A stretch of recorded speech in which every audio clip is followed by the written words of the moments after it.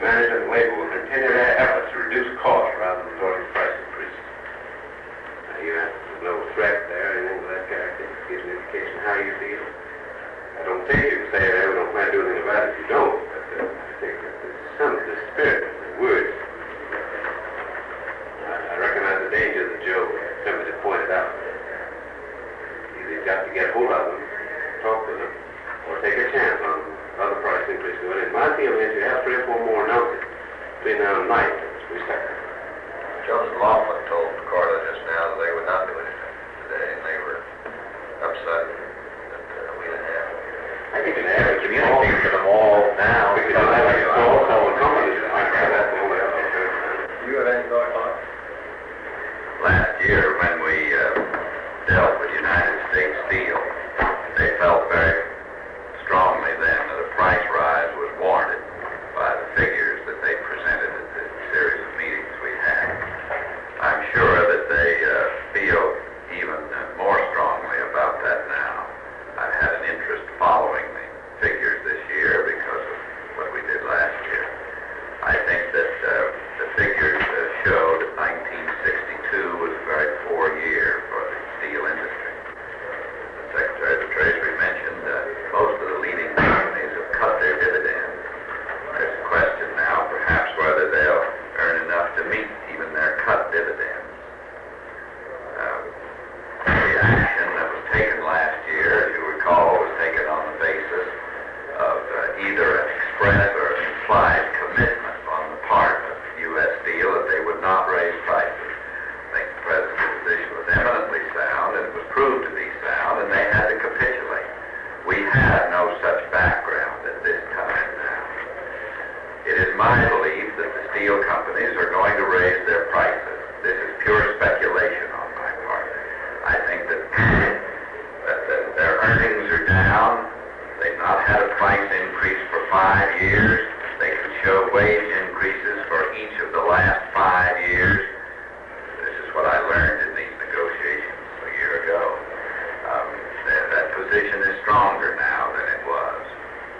So that I believe the President must consider with great care the posture he will be in as to whether or not he takes the right position.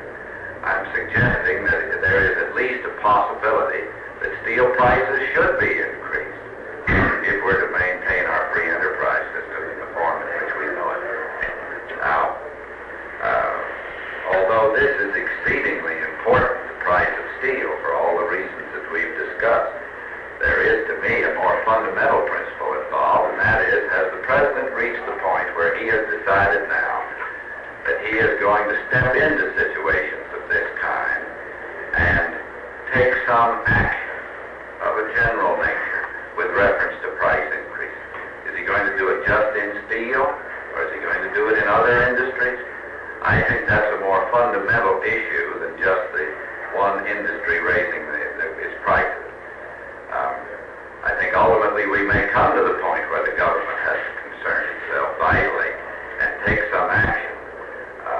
I don't believe we've reached that point as yet. And I would be concerned that the President, with the background that exists, would get started on a course of action in which it was apparent that he was attempting to dictate to an industry that they should not increase their prices. Now, last year you had a sound position because of the commitment. There is no such commitment this year. And I fear that that's just going to lead the President into a morass. I think it would be inadvisable for the President to make a statement at this time, because I don't know quite what he ought to say. I think that suggested by the Attorney General that negotiations be conducted in an informal manner, in an effort separately to persuade the companies not to take this action.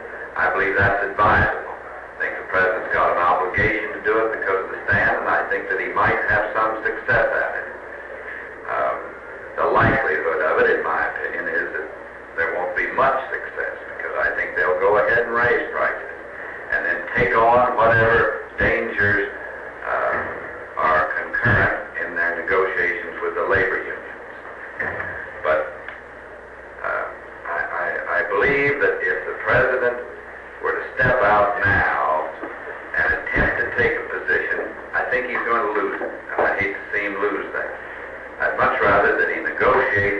formal manner. If they go ahead and raise prices anyway, then later he can make a statement that he made an effort informally to talk with them and impress them with the economic necessity and the national welfare, and they chose not to do it.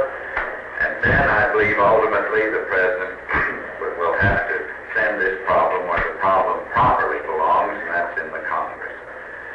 That's with reference to those industries that so definitely affect the national welfare. Should the nation now take a different approach to those problems that have been taken in the past?